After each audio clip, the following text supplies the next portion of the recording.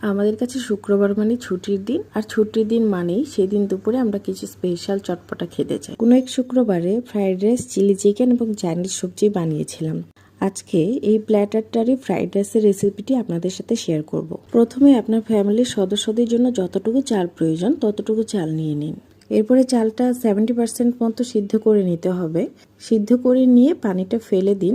পানিটা ফেলে দিয়ে কোনো ট্রেতে বা প্লেটে চালটা শুকাতে দিতে হবে ঝরঝরে হওয়ার জন্য। এরপরে কড়াইয়ে তেল বা বাটার দিয়ে যা যা সবজি ফ্রাইড রাইসে দিবেন একে একে ফ্রাই করে নিতে হবে।